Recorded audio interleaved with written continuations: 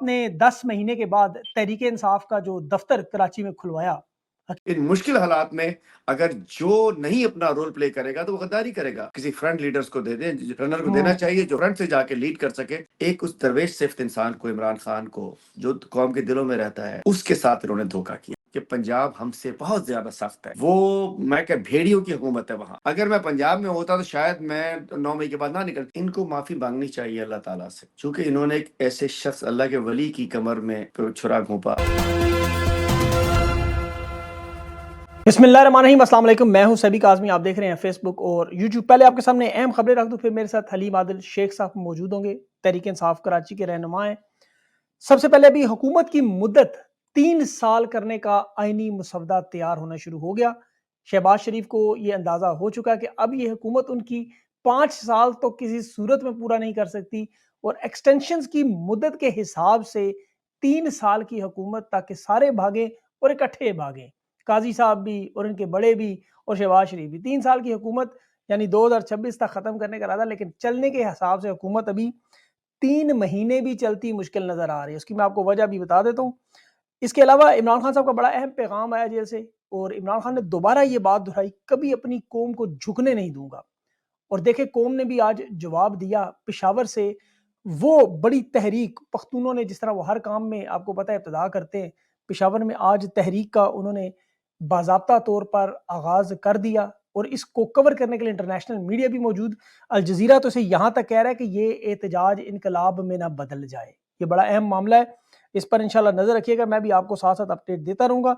और इसके साथ साथ 6 जजेस के गिर्द जो घेरा है वो तंग किया जा रहा है। इस्टेब्लिशमेंट का ये हुक्म आया है कि किसी सूरत में हमारा नाम ना आने पाए। अभी जो बार काउंसिल है पेशावर में, केपी में, वो काजी साहब की हमायत में निकल है कि काजी साहब इस्तीफा ना देना। बहरहाल इनका ये मामला आगे चलता रहे कि जजेस के मामले के साथ साथ ही जो जुड़ा हुआ मामला है कि बाकी इस वक्त जजेस मुनीब अख्तर, आयशा मलिक और शाहिद वहीद साहिब जो है ये डट कर खड़े हैं। ये कह रहे हैं किसी सूरत में हम अदलिया पर कोई कॉम्प्रोमाइज़ नहीं करेंगे, सरेंडर नहीं करेंगे और भरपूर लड़ाई करेंगे। मामला आगे चलता जाएगा और साथ साथ अवाम इनके साथ खड़ी हो चुके इस वक्त। आज जो बहुत बड़ी रैली में शेर अब्दुल मरवत ने भी बात की कि अदलिया के सामने दिफा करना इस वक्त पाकिस्तानी कौम का, अगर अपने इंसाफ और आइन को बचाना है तो इस वक्त आपको इनके साथ खड़ा होना लाजमी होगा। इसके साथ जो अगली खबर है वो ट्विटर की बंदिश से, मैंने आपको पहले भी वीलॉग में बताया था कि इससे तहरीक इंसाफ को नुकसान हो रहा है। ये याद रखें, ट्विटर से मामलात बड़े अहम जुड़े हुए हैं। ट्विटर से फिर टिकटॉक का सिलसिला बड़ा अहम है। वहाँ से जितनी वीडियोस नौजवान लगाते हैं, ट्विटर की जो वीडियोस की मदद से ये बयानिया फैलता है। अब इस बंदिश से, जो कि वीपीएन के बगैर अब नहीं चलने जा रहा क्योंकि वीपीएन ये बंद करने जा रहे हैं, उससे ये बड़ा नुकसान होगा। और टिकटॉक आप जानते हैं कि हर आम और ख़ास के पास पहुँचती है। बाकी प्लेटफॉर्म्स पर भी इसका असर जो है वो नज़र आ रहा है तहरीक इंसाफ को अपने बयानिए को, क्योंकि याद रखें तहरीक इंसाफ का सोशल मीडिया इनकी बैकबोन है, इनकी रीढ़ की हड्डी है, सबसे अहम मामला है। इस पर इन्हें जल्द से जल्द इसका कोई हल निकालना होगा। और उसके साथ साथ जो अगला मामला अफगानिस्तान से, चीन ने अफगानिस्तान को अब अपनी जिद बना लिया। पहले चीन के सफ़ीर जो अफगानिस्तान में गए, वहाँ उनका जो, जिस तरह आपको पता है मामलात हुए, जो मुआहदे हो रहे हैं, रेलवे का नेटवर्क बन रहा है और बिजली के मुआहदे हो रहे हैं, उनके साथ सड़कों का, इंफ्रास्ट्रक्चर का। अब जो चीन का सफ़ीर, सॉरी अफगानिस्तान का सफ़ीर जब चीन में अपॉइंट हुआ तो वहाँ उसके इस्तकबाल के लिए खुद चीनी सदर आ गया। ये मामला बहुत अहम है। उसकी वजह ये है कि अफगानिस्तान इस वक्त बाइडेन हुकूमत के लिए, आपको पता है, एक बहुत बड़ी वो उनकी नज़र है इस मामले पर, क्योंकि इमरान खान के साथ जितना मामला हुआ, आपको याद होगा, हुकूमत बनाने का मामला 2 दफ़ा OIC करवाने का मामला, अफगानिस्तान से इनखला का मामला। और याद रखें ये कोई छोटा मामला नहीं, $2 खरब अमेरिका का इस पर ज़ाया हुआ है और 20 साल की मेहनत और 127 ममालिक हैं। ये इतनी जल्दी अपने टैक्स पेयर को जवाब देना होता है ना। तो इसलिए चीन का और अफगानिस्तान का जो मामला है वो, इसमें ट्रायंगल जो बनी है, उसमें पाकिस्तान का बड़ा अहम किरदार होने जा रहा है इस खिते में। और बदकिस्मती से महंगाई का तूफान शुरू हो गया। 12 अरब की सब्सिडी दी गई और वो 12 अरब की सब्सिडी अचानक गायब हो गई, क्योंकि चीनी, आटा, दालें, आप यूटिलिटी स्टोर से लेकर पाकिस्तान में सब कीमतें अगर आप देखें तो आपके होश उड़ जाएं। और ये भी होश उड़ाने वाला मामला मजीद आने जा रहा है, क्योंकि इस वक्त जो हुकूमत चल रही है वो सिर्फ 6 कैमरों और एक टिकटॉकर के सर पर बाकायदा तौर पर, हिंदुस्तान की जिस तरह वो मूवी गंगूबाई बनी है, वो वाला मामला चल रहा है। क्योंकि वो कह रहे हैं कि हमें उभरती हुई मईशत में ले आए। मैं उनका बयान पढ़ा था हुकूमती तर्जुमान का कि उभरती हुई मईशत में, पाकिस्तान तो छोड़ें, इन्हें सब पूरी दुनिया में इस वक्त एक ही हवाले से पहचाना जा रहा है कि ये टिकटॉक की वीडियोस में मास्टर्स हैं। वैसे तो वीडियोस में आपको पता है इन्होंने जजेस को भी नहीं छोड़ा, उनके कमरों में कैमरे लगाने लगे और यहाँ कहते हैं कि शुक्र करो हम तुम्हारे कमरों में घुस नहीं गई, सिर्फ कैमरे लगा रहे हैं। तो ये सारे मामलात हैं, मेरे साथ हलीम आदिल शेख साहब मौजूद हैं, उनसे बात करते हैं। हलीम साहब, बहुत-बहुत शुक्रिया आपने जॉइन किया सर। सबसे पहले तो ये बताएँ, अभी जो आपने 10 महीने के बाद तहरीक-ए-इंसाफ का जो दफ्तर कराची में खुलवाया, हकीकी मानों में खौफ के बुत तोड़े, क्योंकि 10 महीने से बंद था। तो ये सारा मरहला जो इस वक़्त आप कैद में भी रहे, आपके साथी भी आपको पता है कैद-ओ-बंद की सऊक़तें उठा चुके हैं। अब इस वक़्त सिचुएशन क्या है कराची में? देखिए, बहुत शुक्रिया। मैं बहुत मेहरबानी किया, आपने मुझे मौका दिया और बड़ा ज़बरदस्त आप बात करते हैं, खुल-खुला के बात करते हैं और आप लोग ही हैं जो खुल के कौम को सब कुछ बता रहे हैं, हमारी तो आवाज़ बंद कर दी जाती है। बहुत शुक्रिया। देखिए, सूरत-ए-हाल ये है कि मैं 9-8 फरवरी के इलेक्शन के बाद मैं कोई 16 फरवरी को मेरी ज़मानत के ऊपर रिहाई हुई, जबकि कोई 41 केसेज़ थे जो 21 मेरी गिरफ्तारी के बाद मुझ पे डाले गए थे, जिसमें से 10 बरी हो चुका हूँ, 31 अभी रह गए हैं। आने के बाद अगले दिन से मैं ग्राउंड में था, हमने इलेक्शन कमीशन के बाहर जाके प्रोटेस्ट किया था। चूँकि अवाम ने इमरान खान साहब को आज़ाद कराने के लिए पूरे मुल्क के तो दिया ही दिया, कराची के अवाम ने भी 90% मैंडेट हमें दे दिया कि बिल्कुल। 22 में से 20 सीटें हमें दे दी और वो हमसे नाराज़ हैं। वो कह रहे हैं कि हमने तो वो दे दिया, आप लोग अब क्या कर रहे हैं? हमारा वोट छिन गया, चोरी हो गई, डाका हो गया, खान भी नहीं निकला, आप लोग क्या कर रहे हैं? क्योंकि हमें वोट नहीं दिया था, मैं होता या कोई भी होता, आप होते, कोई होता, वोट उतना ही मिलना था, जो कि खान के लिए दिया था। उसके उन्होंने निशान भी खुद तलाश किए थे, कद्दू, बैंगन, चिमटा, जूता, रैकेट सब खुद तलाश किए थे। जी, अब अवाम इंतज़ार कर रही थी, जिसके बाद फिर चूँकि मैं पहले 4 महीने हाइडिंग था, फिर साढ़े 5 महीने जेल में था और हमारे दोस्तों ने बड़ा यहाँ कुछ 250 के करीब हमारे वर्कर्स कैदों में भी रहे, मेरे साथ जेलों में हम देखते थे। तो बाहर आने के बाद हम ग्राउंड पे निकले हैं और आप देखिए कि हमने प्रोटेस्ट स्टार्ट किए हैं, हम बाहर निकल रहे हैं, रैलीज़ निकल रही हैं, आज भी रैली निकली है, खुर्रम ज़मान साहब ने निकाली है, गुज़िश्ता रोज़ सईद आफरीदी साहब ने, उसके बाद हमारे फ़हीम खान साहब, राजा अज़हर साहब, अभी रात को मलीर में रैली है। तो जी, जी। रैलीज़ निकल रही हैं, प्रोटेस्ट हो रहे हैं और ये हमारा इंसाफ हाउस, हमारा राइट था, हमारा हाउस था। अदालती ऑर्डर्स के बावजूद पुलिस ने, अब देखिए ना, पुलिस ने ताला डाला हुआ था, उसने सील किया हुआ था। हमने कंटेम्प्ट ऑफ कोर्ट का भी ऑर्डर मौजूद था, लेकिन जो जाता था गली में बैरिकेड्स लगाए हुए थे, बंद किया हुआ था, बिल्कुल जैसे कि कोई कश्मीर हो कोई ना, तो उसमें हमारे पास ऑर्डर्स थे मौजूद, तो जिसके ऊपर मैंने कल वकला को साथ लिया। कोर्ट ऑर्डर भी थे और कंटेम्प्ट ऑफ कोर्ट ऑर्डर भी थे। वो जाके फिर फ्रंट से आपको पता है लीड करना पड़ता है और कुछ नहीं जी, होता। जी। मेरी आदत है कि फिर आप जाएँ, फिर ठीक है, मैंने तो बैग अपनी गाड़ी में रखा होता है जेल जाने के लिए। तो वहाँ गए, पुलिस आई, हमने उनको बताया कि हमारे पास ऑर्डर्स हैं, ये है, वो है। पहले जाने से पहले हमने तमाम इदारों को खत-वत लिख दिए, पुलिस को, तमाम उनको, कि जी ये ऑर्डर्स मौजूद हैं, अगर आप आएँगे तो कंटेम्प्ट ऑफ कोर्ट लगेगा। फिर होता है कि घंटी कौन बाँधेगा? फिर हम हुँ, 2-4 हम साथी, हम मेन खुद हमने आगे गए, हमारे वकला हमारे साथ है, आईएलएफ साथ है और हमने घंटी बाँध दी और चूँकि हमारा राइट था, तो हमने इंसाफ हाउस खोल लिया। तो देखिए, खौफ के बुत टूट रहे हैं, खौफ के आवाम तो टूट चुकी थी, लेकिन ज़ुल्म इतना हुआ है, ज़्यादती इतनी हुई है, इस तरीके से तशद्दुद हुआ है कि अब 28 जनवरी को एक रैली निकलती है, 5,000 लोगों पे एफआईआर कट जाती है। हमारे बेचारे मासूम वर्कर्स को घरों से उठाया जाता है, लेकिन अब लाज़िमी बात है, इसके लिए जब ज़िम्मेदारी पार्टी को देती है, तो फिर आपको फ्रंट से लीड करना पड़ता है। ज़िम्मेदारी एक ज़िम्मेदार, वो रैंक नहीं होता हमें कि रैंक लग जाता है कि जी हम ये बन गए, हम डीसी बन गए, हम कमिश्नर बन गए, हम एसपी बन गए, हम डीआईजी बन गए, नहीं। ये हाँ, पार्टीज़ में तो ज़िम्मेदारी, रिस्पॉन्सिबिलिटी होती है। फिर रिस्पॉन्सिबिलिटी इन मुश्किल हालात में अगर जो नहीं अपना रोल प्ले करेगा, तो वो गद्दारी करेगा। कॉज़ के साथ, खान के साथ, कौम के साथ। अगर मेरे पास एक सूबे की ज़िम्मेदारी है और मैं फ्रंट से लीड नहीं कर रहा हूँ, तो मैं समझता हूँ मुझे ज़िम्मेदारी छोड़ के किसी फ्रंट लीडर्स को दे दें, रनर को देना हुँ, चाहिए, जो फ्रंट से जाके लीड कर सके। और जब फ्रंट पे इंसान जाता है, तो फिर फ़ायदा भी होता है, नुकसान भी होता है। तो अल्हम्दुलिल्लाह बिल्कुल। हमने कल इंसाफ हाउस भी खोल लिया है। आज हमने प्रेस कॉन्फ्रेंस भी की है, हमारी रैलीज़ निकल रही हैं, हमारी तमाम लीडरशिप डेवलप हो रही है। हमने सब, मैं कराची के में होते हुए मैं नहीं जॉइन कर रहा हूँ रैलीज़ को, चूँकि अपने-अपने इज़्ला में हमें नए लीडर्स डेवलप करने हैं। वो हुँ, जो रैली कर रहा है, वो लीड करे, उसकी खबर बने, उसको लोग देखें, अपने अंदर पाएँ, तो यही होता है। तो बिल्कुल, अल्हम्दुलिल्लाह हम फाइट बैक कर रहे हैं इंशाल्लाह। बिल्कुल। इंशाल्लाह, और अच्छा इनकलाब की हलीम तरफ साहब, जा रहे हैं। जी, यस, जी। हम जा रहे हैं, इनकलाब की तरफ हम जा रहे हैं। अगर इन्हें समझ नहीं आएगी, कौम इनकलाब की तरफ जाएगी, कोई रोक नहीं सकेगा। बिल्कुल। अच्छा ये बताएँ कि आप तो बड़ा दिलेरी से जिस तरह आप बता रहे हैं फ्रंट पे आए, तो बहुत सारे इलाके जैसे पंजाब में अगर हम देख लें, तो वहाँ पे खतरे बड़े हैं। मियाँ असलम साहब हैं, हमाद अज़हर साहब हैं, वो उनको खान साहब ने उनका अभी रेज़िग्नेशन एक्सेप्ट नहीं किया, मतलब उन पे फुल एतमाद है। पार्टी भी उनकी बात मानती है, लेकिन वहाँ पे नज़र आ रहा है कि उनके वो अभी तक सामने नहीं आ पा रहे। शायद उनकी जान ज़्यादा खतरे में है आपसे, या मामलात क्या है, ये समझ से बाहर है। अवाम चाहती है कि उनके रहनुमा सामने आएँ, ट्विटर को छोड़ के, फेसबुक को छोड़ के मैदान में आएँ और यहाँ फ्रंट पे आके लीड करें जिस तरह आपने किया, तो ये मामला क्या है? आप कर सकते हैं, वो नहीं कर सकते, इसकी वजह क्या? आप ज्यादा दिलेर हैं या वो कम दिलेर हैं, वजह क्या है? जी, मैं आपको बताता हूँ वजह। देखिए, कैटेगरीज़ हैं। इस वक़्त जो मुल्क में है, ये कैटेगरीज़ हैं। सबसे जो सॉफ्ट है, वो मैं कह सकता हूँ कि खैबर पख्तूनख्वा है। अब तो ज़्यादा भी सॉफ्ट हो गया। पहले भी वो सॉफ्ट था, चूँकि वहाँ 10 साल हमारी हुकूमत रही है, वहाँ की पुलिस रिफ़ॉर्म्स हो चुकी हैं, पुलिस में गंदे लोग नहीं हैं और वहाँ बड़ी भरपूर 10 साल गवर्नमेंट के बाद वहाँ केपी की बहुत बड़ी सपोर्ट है। तो केपी सॉफ्ट था और अब तो मज़ीद हमारी गवर्नमेंट आ गई है। उसके हम्म, बाद अगर मैं कैटेगराइज़ करूँ बलूचिस्तान को और सिंध को, बलूचिस्तान के अंदर चूँकि सीटें हमारी कम हैं, इतनी ज़्यादा नहीं है, तो बलूचिस्तान के अंदर भी प्रॉब्लम बहुत ज़्यादा है, वहाँ भी वो लोग नहीं निकलने देते, वहाँ तो गवर्नमेंट किसी पार्टी की नहीं होती, वहाँ किसी और की होती है। जी जी अब आ जाते हैं पंजाब और सिंध में, तो मैं बिल्कुल कह रहा हूँ कि पंजाब हमसे बहुत ज़्यादा सख्त है। वो मैं क्या भेड़ियों की हुकूमत है वहाँ।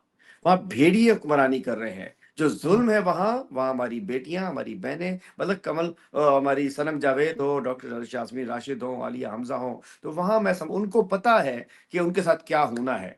सिंध की जो सूरत-ए-हाल है, मैं थोड़ी-सी उसमें तब्दीली जी देख रहा हूँ कि सिंध में वो पंजाब जैसी नहीं सूरत-ए-हाल। अगर मैं पंजाब में होता तो शायद मैं 9 मई के बाद ना निकल देखिए रियलिटीज़ को मैं बड़ा कह सकता हूँ कि नहीं जी मैं तमंगर हूँ, मैं सुल्तान राही हूँ, मैं निकल रहा हूँ, बाकी कोई नहीं, नहीं।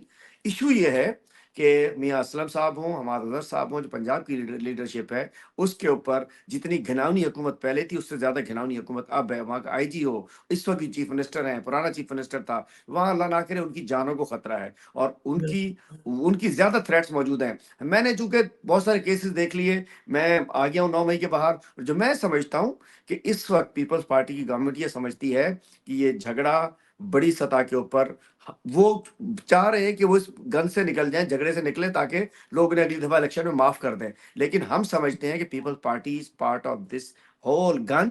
वो जो हुकूमत इस वक़्त गवर्नमेंट बनी हुई है इस वक़्त, इसने तो इनकी सियासी इज्तिमाई कब्र में उन्होंने दफ़न होना है, पीपल्स पार्टी हो, नून हो, एमक्यूएम हो। तो इस वक़्त सूरत-ए-हाल ये है कि पंजाब मैं बिल्कुल नहीं समझ रहा। मैं समझ रहा हूँ पंजाब में ज़्यादा लीथल है, पंजाब पुलिस ने गदर मचाया हुआ है। अब सिंध वाले पीपल्स पार्टी चाहती है कि किसी न किसी तरीके से हम अपनी गर्दन बचा लें, वो बच नहीं सकते। वो इसका हिस्सा हैं, वो सदर उनका, सारे ओहदे उनके हुकूमत में इस शहबाज शरीफ गवर्नमेंट को सपोर्ट उन्होंने दी हुई है।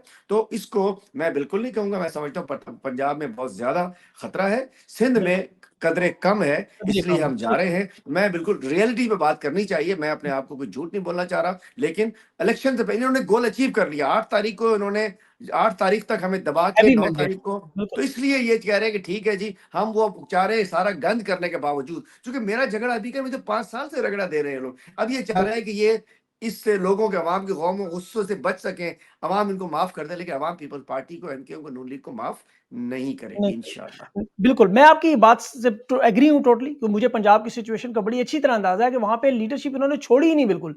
तो लोग त तनकीद करते हैं इसलिए सवाल पूछना बड़ा ज़रूरी था आपसे। अभी तहरीक-ए-इंसाफ का जो सिंध में सेनेट इंतखाबात के बायकॉट का आप ऐलान करने जा रहे हैं, खान साहब तो आम तौर पे कभी किसी इलेक्शन का बायकॉट नहीं करते, आपकी पॉलिसी नहीं है। तो आप सेनेट के बायकॉट का जो आपकी अभी स्टेटमेंट कुछ आई सामने, इसका मकसद क्या है? देखिए 2 मकसद हैं इसके, 2 बड़े वाज़ेह। पहले तो मैं बताता चलूँ आपके ज़रिए कि जी, रियलिटी क्या है, हमारी ग्राउंड सिचुएशन क्या है हमारी। ग्राउंड सिचुएशन ये है कि सिंध में 21 21 पॉइंट समथिंग पे एक सेनेटर बनता है और जनरल और जो ये जनरल सीट पे और 56 के ऊपर सेनेटर बनते हैं टेक्नोक्रेट और वुमन पे। हमारे हैं 9 एमपीएस, ओनली 9 मतलब हम कोई भी फ़ॉर्मूला लगाते तो हमारा सेनेटर नहीं बन सकता था। ठीक है, अब उसके बाद ये आई इसके बाद फिर 2 वजूहात हैं। एक तो बड़ी वाज़ेह वजूहात है कि उस हफ़ाइज़ पर फॉर्म 45 हमारे 4 सेनेटर्स बनते हैं चूँकि हम 44 एमपीएस हम बन जाते हैं।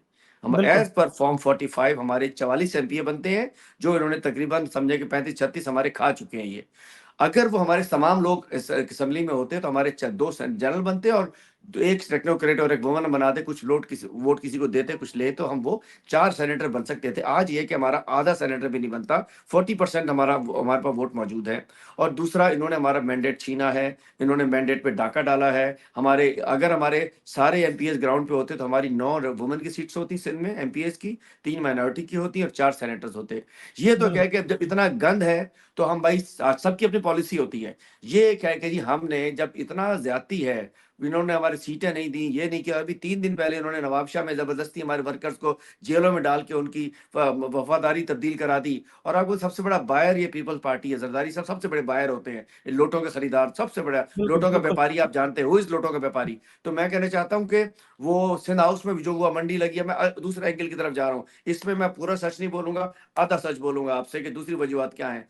इस वक़्त सूरत-ए-हाल के अंदर आपने पता है हमारे 31 चेयरमैन्स को भी इन्होंने पुलिस के ज़रिए डंडा देके, स्क्रू करके, न जाने क्या कुछ करके उनको इन्होंने हमारे 62 चेयरमैन थे यूनियन काउंसिल्स के, जब हमारा मेयर इलेक्शन था, 31 इन्होंने प्रेशर देके हम उनको भगा दिया था, किसी को खरीदा था, किसी को मारा था। अब हमारे 9 बेचारे नोटिफाइड एमपीज़ हैं। एक तो है कि हमारा उसूली मौक़िफ़ है कि ये मैंडेट जाली है, अंदर जो लोग बैठे हैं, घुसपैठी हैं। इसलिए हम इनको शामिल ही नहीं हो रहे। ये लोग परचेज़िंग कर रहे हैं, ये कर रहे हैं, लोगों को ज़ुल्म कर रहे हैं। अभी जब ज़िमनी इलेक्शन में किया। और दूसरा ये है कि जब हमारा कोई सेनेटर भी नहीं बन रहा, कुछ भी नहीं बन रहा, ये 9 एमपीएस को मुझे पता था, इन पे इन्होंने प्रेशर देने शुरू कर दिए गए थे। मतलब बहुत सारी बातें ऐसी आ रही थी, जी, जी, ठीक है, अगर मैं हम उस आपकी दिन बात समझ इनके गया। मैं पूरी बता दूँ कि मतलब असेंबली में जाते, तो खामख़ा खुदा न ख़ास्ता हम किसी को ले जाके नंगी तलवारों के सामने खड़ा कर देते और 10 हुँ, बातें किसी को थ्रेट्स आने शुरू हो गए थे। तो हम नहीं चाहते हैं कि ये हमारे बेटे हैं, हमारे बच्चे हैं, हमारे भाई हैं, हमारे साथी हैं। बिल्कुल सही। जो सीनियर होता है उसकी ज़िम्मेदारी है सब चीज़ों को देखना, हर सूबे के हिसाब से। अगर हमारी किसी भी फ़ॉर्मूले से कोई हम सेनेट जीत रहे होते तो हम ज़रूर उसमें जाते। अब उस मुकाबले में हम हैं ही नहीं।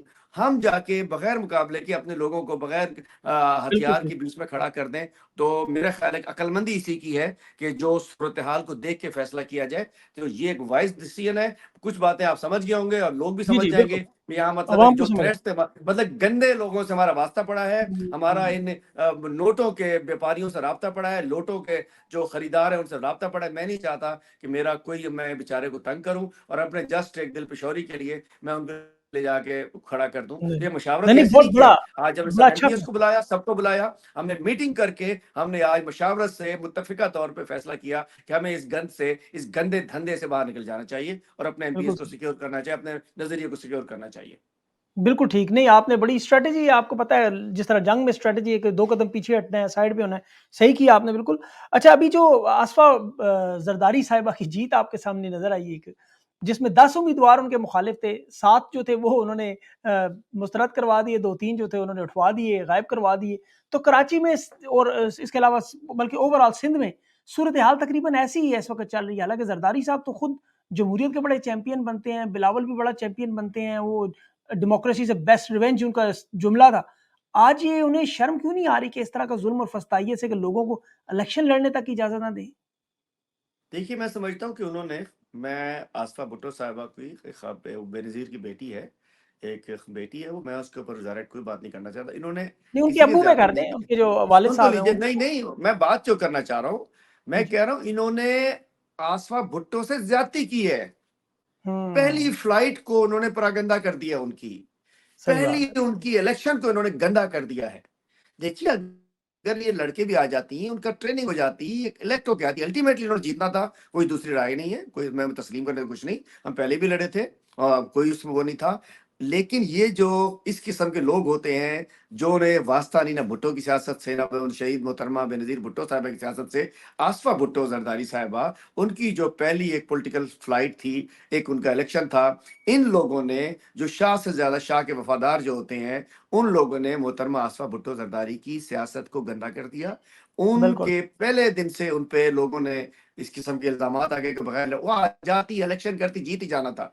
ज़ुल्म किया गया कि वहाँ हमारे 3 उम्मीदवारों ने कागज़ात जमा कराए, 2 उम्मीदवार ज़रा भारी भरकम थे, वो उन्होंने अपील भी नहीं की। एक वर्कर था हमारा गुलाम मुस्तफ़ा रंद है थे। रिंद साहब, गुलाम जी, मुस्तफ़ा रिंद, उस बेचारे को अगवा कर लिया गया और ये बिला मुकाबला जीत, ऐसी बिला मुकाबला जीत अल्लाह इन्हीं को मुबारक करे। मैं कहना चाहता हूँ ये बिलावल ज़रदारी और आसिफ़ ज़रदारी साहब ने इस बेटी के साथ अच्छा नहीं किया कि उसको खाम-खा एक गंद में फँसा दिया। लड़ लेते इलेक्शन, क्या हो जाता? हमने कौन-सा इनको हरा देना था? और ये यहाँ नहीं हुआ, बिलावल साहब की छोटी सीट पे भी हुआ। वहाँ हमारी नाहिद खुआवड़ साहिबा जो पहले बिलावल साहब से लड़ी थी इलेक्शन, उन्होंने भी नॉमिनेशन फॉर्म जमा कराए, उनको भी नॉमिनेशन फॉर्म कैंसल करा दिया, थ्रेट्स किए, पुलिस ने धमकाया।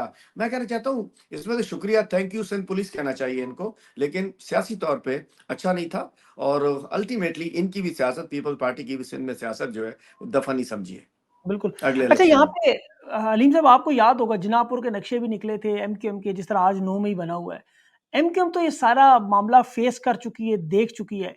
ये जो लोग आपका मैंडेट चोरी करके सारी की सारी रिश्तों पे कब्जा करके आके बैठ गए, इन लोगों के अंदर कोई एहसास इस तरह का आप तो मिलते-जुलते रहते हैं, कभी ऑफ द रिकॉर्ड इनसे बात हो और कभी इन्होंने कभी इस तरह का इज़हार किया कि यार शर्मिंदगी हम नहीं आना चाहते, हमें ज़बरदस्ती ले आए हैं? देखिए, इनसे कहीं सामना हो जाए ना, तो ये नज़रें चुराते हैं। इनके चेहरे पे हारे हुए ज्वारी लग रहे होते हैं। ये हुँ, इनके चेहरों पे शर्मिंदगी होती है, जैसे एक चोर कहीं नज़रें चुराता हो, साइड से निकल जाए। कभी आजकल तो आपको पता है इफ्तार पार्टी हो या कोई शादी हो या कोई गम ही हो, तो वहाँ ट लोग मिल जाते हैं आपस में ना, लाज़मी शादी में, जी, खुशी में। बिल्कुल। तो वैसे हम बेशक पॉलिटिकल पार्टीज़ के फंक्शन में ना जाएँ, लेकिन सोशली आपको टकर ही जाते हैं शहर के अंदर। हाँ, हर एक शहर ये में रहते हाँ, ये देख रहे होते हैं, ये नज़रें चुरा के भागना चाहते हैं। मैं कहना चाहता हूँ, इस वक़्त जिस तरीके से मैं हमें तो छोड़िए, अपने बच्चों को कैसे फेस करते हैं, चूँकि बच्चे तो सच्चे होते हैं।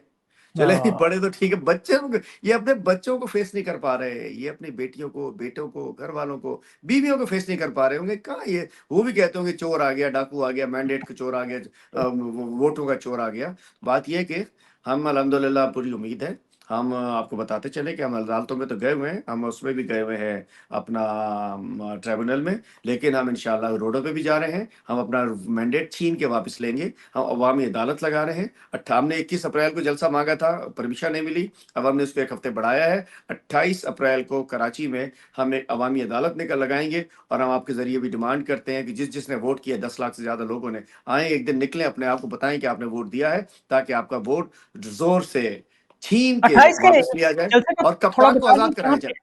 जी, ये कहाँ पे जी? है जलसा ज़रा थोड़ा इसकी यही तफ़सील हमने बता दीजिए उनको। बाग़-ए-जिन्नाह में ओके, हमने परमिशन के लिए अप्लाई किया हुआ है कि 15 दिन से डीसी साहब को, वो टस से मस नहीं हो रहे।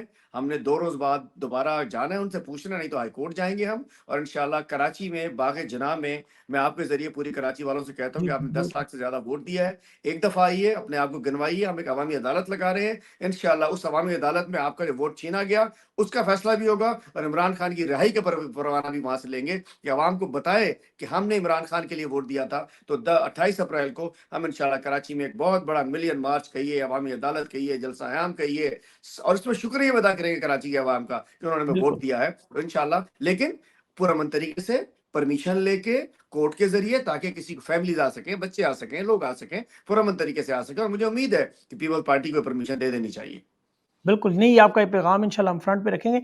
अच्छा अली ज़ैदी साहब जो आपके तहरीक-ए-इंसाफ के अभी आपकी एक स्टेटमेंट भी मैं देख रहा था, ट्विटर पे आपकी वीडियोज़ थी, कि जिसमें आप बड़े गुस्से में थे कि इन लोगों ने बुरे वक़्त में साथ छोड़ा, ये लोग वापस आना चाहते हैं। अभी उनकी मुलाकातें भी हुई, अली मीर गंडापुर के घर भी गए, कुछ और लोगों से भी मुलाकातें उनकी हो रही हैं। तो आपको क्या लगता है कि इस तरह के लोग जो वापस आना चाहते हैं, अभी कुछ लोगों ने कोशिश भी की है, तो आपको लगता है कि इस तरह के लोगों को क्या माफ़ी मिलनी कभी होगी? क्योंकि बज़ाहिर तो इनका ऐसा कैरेक्टर नहीं है कि इन्हें दी जाए।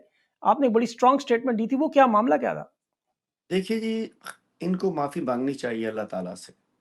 चूँकि इन्होंने एक ऐसे शख़्स, अल्लाह के वली की कमर में छुरा घोंपा, जो इस बिल्कुल, कौम की जंग लड़ रहा है, जो आलम इस्लाम की जंग लड़ रहा था, जो नामूस रिसालत की जंग लड़ रहा है, जिसने अपनी ज़िंदगी दाँव पे लगा दी, 6 इंच से उसकी ज़िंदगी और मौत 6 इंच की गोली से गुज़र के चली गई, जो आज अपनी फ़ैमिली, अपनी बेगम समेत वो जेल में है, कौम की खातिर। एक उस दरवेश सिफ़्त इंसान को, इमरान खान को, जो कौम के दिलों में रहता है, उसके साथ इन्होंने धोखा किया। देखिए, मैं आपको सही भाई बताऊँ, अगर ये सूखे हुए पत्तों की तरह ना गिरते, तो ये मैसेज जो समझ लिया था समझने वालों ने कि जी पता नहीं पीटीआई खत्म हो गई, ये भी गया, वो भी गया, वो भी गया, वो भी गया, वो भी गया, पीटीआई खत्म, इसलिए इमरान बिल्कुल। खान को पकड़ लो। पीटीआई तो खत्म नहीं हुई थी। ये लोग अगर उस वक़्त ना जाते इस तरीके से, सूखे पत्तों की तरह ना गिरते, तो शायद ये मैसेज ना जाता। देखिए, मैं पीटीआई तो हमें तो पता था, हमें से ज़्यादा खान को पता था, कौम को पता था हम खड़े हैं, लेकिन इदारे समझ रहे थे कि पीटीआई खत्म हो गई। लिस्ट बना बिल्कुल, ली, ये भी गया, ये भी गया। लेकिन वो 8 तारीख को पता चल के खत्म नहीं हुई। लेकिन इन्होंने जितना बड़ा आज इमरान खान अगर अंदर है, इन लोगों की वजह से है। तो बात ये है हुँ, कि अब ये माफ़ी माँगे अल्लाह ताला से कि इन्होंने इस शख्स के साथ ज़्यादती की। दूसरी बात पे आता हूँ। अब इनको किसी को पछतावा हो रहा है, कोई कुछ कर रहा है, कोई तस्वीर खिंचवाने के लिए 4 वर्करों को बिठा के तस्वीर खिंचवा रहा है। मैं कोई जाके अब मेरे पास भी अगर कोई आके मेरी फर्ज किया कि 25 साल पहले मेरी नानी का इंतकाल हुआ, फातिहा करने आ जाए अली जैदी से, अपना कैमरामैन साथ में, मैं तो कर लूंगा फातिहा, सोशली लोग हैं, किसी शादी में हाँ, मुझे मिल जाए, मेरे साथ भी खिंचवा ले, आपके साथ भी खिंचवा ले, किसी के साथ खिंचवा ले। इनको देख रहे किस जगह पहुंच गया कि इन्हें एक अली मोमिन गंडापुर के साथ एक तस्वीर इस जगह पे पहुंची, अल्लाह ताला ने इनको हाँ, यहाँ पहुंचाया है। मैं इस पर कोई बेशक, कमेंट नहीं करना चाहता, लेकिन मैं ये कहता हूँ एक चूरन बेचा जा रहा है, एक नैरेटिव बनाया जा रहा है कि जी इन पे बड़ा जुल्म था, इनकी बच्चों को थ्रेट था, ये था, छोटे छोटे बच्चे हैं, बच्चियां हैं। तो मैं पूछना चाहता हूँ, क्या यास्मीन राशिद के बच्चे नहीं है? क्या आलिया हमजा की बेटियां नहीं है? क्या सनम जावेद की छोटी छोटी बच्चियां नहीं है? क्या मियाँ इबाद फारूक का एक मासूम बच्चा जान से नहीं गया? क्या बिल्कुल मियाँ इमरान इबाद फारूक ने कोई खान साहब के खिलाफ सुल्तानी गवाह गवाह बना? क्या छोड़ा? फौजी अदालत में पड़ा हुआ है? कि इनके बच्चे नहीं है? हजारों लोग जो अंदर के वर्कर्स बेचारों, एक एक, मैं तो 250 लोगों को मैंने 4 दिन पहले, सॉरी लास्ट वीक, मैंने उनको सर्टिफिकेट्स दिए हैं। एक एक की स्टोरी है, किसी से हम्म, नौकरी चली गई, किसी को कुछ हो गया, किसी को रिश्ते खत्म हो गए, किसी की बहन का रिश्ता टूट गया। मतलब ये जुल्म, और ये माजरत के साथ माफी चाहता हूँ पहले, बेशरम बेगैरत लोग, इन्हें शर्म नहीं आई? ये वजीर रहे, ये गवर्नर रहे, ये बड़े बड़े ओहदों पर रहे, 4 दिन अपने कप्तान के साथ नहीं खड़े हो सके? 4 दिन खड़े हो जाते, इतना बड़ा नुकसान, जो उन वर्करों को क्या जवाब देंगे? आ जा रहे हैं कि जी हम पे बड़ा जुल्म हो गया था, वो हो गया था। भाई क्यों फिर बातें करते थे बड़ी बड़ी? इन लोगों ने पार्टी को नुकसान पहुंचाया है, अच्छा हुआ, छलनी लगी, चले गए। मैं तो समझता हूं कि अगर ये इनको कुछ लोग वापस लाना चाहते हैं, वो ज्यादती कर रहे हैं, सेंटीमेंट वर्कर्स का इनके खिलाफ है। बात यह कि फिर उनका क्या कसूर? हम सब चले जाते ना। मुझे क्या बिल्कुल, पड़ी थी कि मैं 5.5 महीने जेल में रहता? मैं भी चला जाता, आ जाता वापस करके, मिन्नत तलावे करके, 4 तस्वीरें बनवा के, कहीं ना कहीं से रो के, पीट के, आंसू निकाल के, पैर पकड़ के आ जाता, ठीक आ जाता। लेकिन नहीं, आज कुछ नहीं, इमरान खान के साथ जिन्होंने ज्यादती की है, अगर ये ना जा छोड़ते तो हम ना, हमारी पार्टी को तस्वुर की आदत खत्म हो गई, ना खान साहब जेल में जाते। तो खान का जो मुजरिम है, उसको मैं समझता हूँ पूरी कौम का मुजरिम है, और मेरा तो मुजरिम है ही, मैं तो नहीं माफ करूंगा किसी को भी। बिल्कुल सही, बिल्कुल सही। आपकी बात में बिल्कुल वज़न है और I I totally agree with you. अच्छा, अब ये अदलिया के मामले पर अभी आपने देखा 6 जजेस पे बड़ा दबाव बढ़ाया जा रहा है। जो अभी आपने बातें की, बिल्कुल ऐसे ही जजेस के साथ भी हो रहा है। उनके कैमरे लगाए जा रहे हैं, वीडियोज़ बनाई जा रही हैं, घरों पे हमले हो रहे हैं, उनके अहले खाना को उठाया जाता है। अब इन जजेस ने कंप्लेंट की बाकायदा तौर पर कि हमारा कोड ऑफ कंडक्ट बताएँ, हम करें क्या? उसके जवाब में जस्टिस तसद्दुक़ गिलानी साहब को लगा दिया गया है। उनकी भी हिस्ट्री आपको पता होगी अच्छी, वो दोनों खानदानों के साथ बड़ी गहरे उनके मरासिम हैं। लेकिन अब जजेस को और ये काज़ी साहब की तौसीह का मामला, इन 2 चीज़ों को आप मुल्की सतह के रहनुमा हैं, आप कैसे देखते हैं कि ये मामलात जो हैं, इनका क्या होना चाहिए? आप तरीके देखिए, से आप करेंगे ज़रा? जैसा आपने इंट्रो में कहा कि अल जजीरा में रिपोर्ट चल रही है कि ये चीज इनकलाब की तरफ जा रही है, तो फ्रांस में जब इनकलाब आया था तो वहां भी किसी को पता नहीं था कि क्या होने जा रहा है। आज सूडान में, चले पुरानी बातें छोड़, सूडान में जो आया है, जी, बिल्कुल। सूडान में उनके इदारे बड़े मजबूत थे, फौज मजबूत थी, इंटेलिजेंस मजबूत थी, बड़ा कंट्रोल था उनका।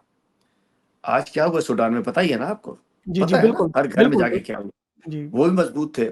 जब इस तरफ मामला चल जाए कि वो जज जो इंसाफ देते हैं वो इंसाफ मांगने के लिए बाहर है, उन्हें भी इंसाफ ना मिले, और एक टोपी ड्रामा करके एक रिटायर्ड जज को लगा दिया जाए, मिट्टी पाओ, मिट्टी पाओ, मिट्टी पाओ, मिट्टी अब नहीं डल सकती। ये जितना कुछ करेंगे, और एक्सटेंशन जिसको भी देंगे, एक एक्सटेंशन पिछले दिनों हुई है, गो के जी, जी, उसका शोर नहीं है, लेकिन लोगों ने उसको सीरियस लिया हुआ है, हुई है, एक हो चुकी है, आपको पता है, जी, जी, ठीक है जी, ना? और आगे लोग समझ रहे हैं एक्सटेंशन होने जा रही हैं। बात यह है कि सॉफ्ट मैसेज 8 तारीख को कौम ने दे दिया है। अगर उस सॉफ्ट मैसेज को किसी ने ना समझा, फिर जो मैसेज आएगा शायद वो अच्छा ना हो। बिल्कुल। अल्लाह ताला बिल्कुल उस वक़्त से बचाए, इन्हें अक्ल दे दे। हलीम आदल शेख साहब, आपने वाक़ई बड़ी काम की बात की। अल्लाह इन्हें अक्ल दे, इनके दिलों में रहम डाले और इन्हें समझ आए। बहुत-बहुत शुक्रिया सर आपका। थैंक यू सो मच कि आपने अपना कीमती वक़्त दिया।